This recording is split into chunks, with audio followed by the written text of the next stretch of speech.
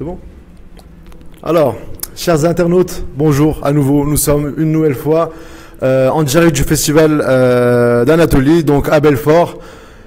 Donc ce festival, comme on l'avait présenté auparavant dans la journée, ce festival a été organisé par une ONG internationale qui est le COGEP et qui a eu lieu durant tout le week-end, c'est-à-dire du samedi au dimanche, donc du 4 au 5 mai. Et nous avons fait le tour tous ensemble des stands et des locaux ici quelques heures auparavant. Nous avons interviewé quelques artistes qui sont intervenus ici et qui ont donné des différents concerts. Et nous sommes actuellement avec MRC, donc MRC qui est un nouveau rappeur sur le marché, on va dire, et qui monte en puissance, qui attire de plus en plus de jeunes, de plus en plus de fans chaque jour. Et nous avons eu la chance et l'opportunité de pouvoir l'interroger aujourd'hui et partager ces moments-là avec vous. Alors MRC, déjà bonjour. Bonjour à vous, bonjour, ça fait plaisir. Exactement, ça fait plaisir, comme tu le dis, de recevoir des artistes de qualité comme toi. Alors, qu'est-ce que tu ressens aujourd'hui avant de te poser différentes questions? Comme à certains festivals, tu vois, représenter mon pays, essayer de représenter mon pays, déjà ça me fait énormément plaisir. Et de voir cette foule, les jeunes qui essayent de prendre exemple sur des gens comme nous, qui essayent de donner un peu tu vois, la bonne image, ça fait énormément plaisir. Donc on est ici pour passer un bon message. C'est ça le but, l'objectif. Voilà. C'est vrai que tu es venu aujourd'hui, pas tout le monde t'attendait depuis plusieurs semaines. On recevait même des appels qui nous demandaient quand est-ce qu'MRC allait venir, est-ce qu'MRC bien, est-ce qu'on pourra se prendre en photo avec lui. Alors on peut voir qu'il y a vraiment un engouement assez spécial et comme tu as pu le voir tout à l'heure, les fans, les jeunes t'attendaient en bas du balcon. Alors, qu'est-ce que ça te fait en fait de voir un tel engouement, de voir une telle réactivité autour de toi? Comme j'ai dit tout à l'heure, franchement, ça fait vraiment plaisir parce que moi, on va en revenir tout à l'heure, je pense. J'étais footballeur à la base. Depuis 2 ans maintenant, je fais le métier d'artiste. Et voilà, comme j'ai dit, j'essaie de représenter au mieux notre pays et donner un bon message aux jeunes. Et aujourd'hui, grâce à COGEP, on est en train de faire une bonne organisation, quoi. D'accord. Alors, on va essayer de te connaître un petit peu plus déjà. Donc, qu'est-ce que ça veut dire MRC déjà? MRC, en fait, il y a plusieurs significations de MRC. Tu vois, là, ici, tu me poses une question. Comme j'ai dit dans certaines radios déjà, c'est un délire que j'avais avec un ami à moi quand j'étais petit. Et on s'est appelé MRC depuis, je m'appelle MRC. D'accord. Et quel âge as-tu? J'ai 22 ans. 22 ans. Alors, tu nous as parlé un petit peu de ta carrière footballistique. Donc, est-ce que tu peux nous en dire plus? Bon, en fait, toute ma jeunesse, elle est passée avec le football, tu vois. J'étais au Racing Club de Strasbourg depuis l'âge de 11 ans. J'étais au centre de formation là-bas.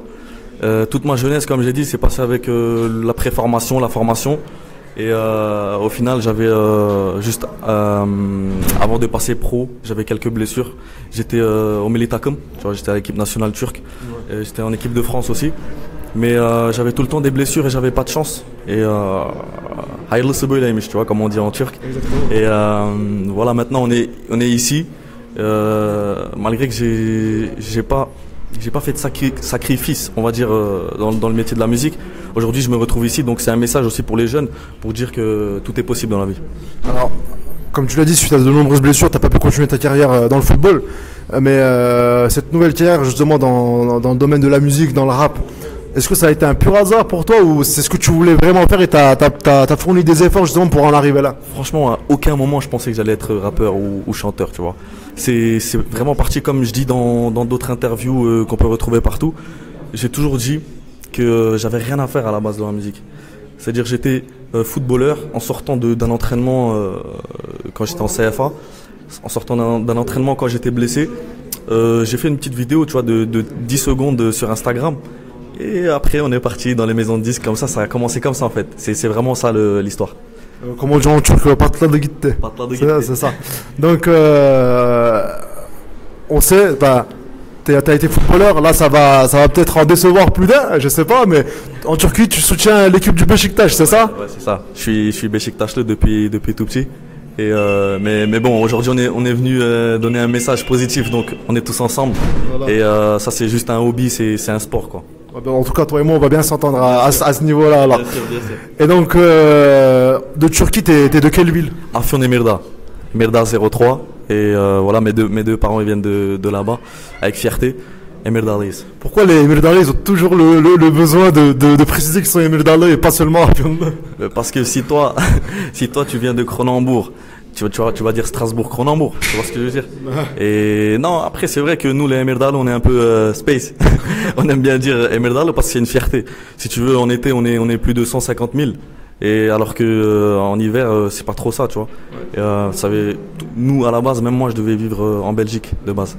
On est plus là-bas nous les Emirdalais en Belgique. Parce que toi t'es né à Strasbourg, t'as grandi à Strasbourg en tout cas. Ouais. Et t'avais beaucoup d'amis sur Mulhouse aussi. Ouais, sur Mulhouse, sur Colmar. Ouais, j'ai beaucoup d'amis en fait. C'est surtout à cause du foot. Enfin, grâce au foot, j'ai connu beaucoup d'amis de partout en France. D'accord. Et actuellement? Actuellement, ouais, c'est pareil. De Mulhouse, de partout. D'accord. On connaît.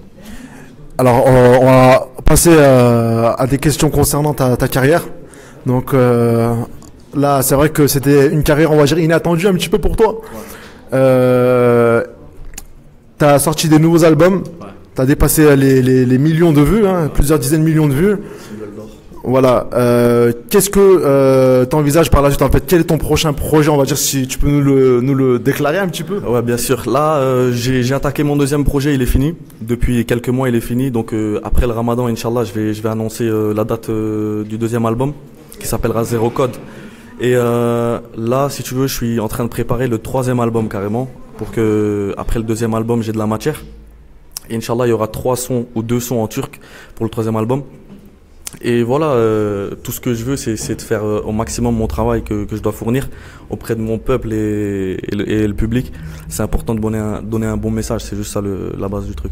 Alors, tu nous parles souvent de la Turquie et du peuple turc. Alors, qu'est-ce qui fait en fait que tu es si attaché que ça à la Turquie, au peuple turc, enfin, à part tes origines, bien sûr.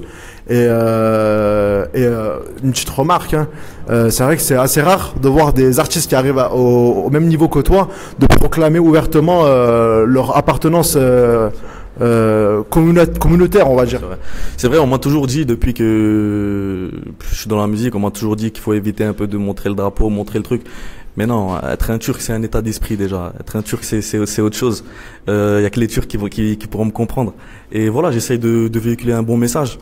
J'espère qu'avec le travail de qualité, on va le prouver. Avec ou sans drapeau, ou, tu vois. C'est toujours important de montrer mes origines et de montrer que je suis turc. D'accord. Et est-ce que tu as une référence au niveau du rap? Référence? C'est-à-dire qu'il y a un artiste que tu prends comme exemple ou que tu préfères plus aux autres? Justement, pas en ce moment, j'écoute plus des sons turcs. Ouais. J'écoute plus des sons. Ça t'inspire? Ouais. Mais après, c'est vrai que j'écoute la nouveauté française, du rap français, comme tout le monde. Ce qui sort, je l'écoute. Tu vois, j'essaie de voir un peu la tendance du marché, comment c'est et tout.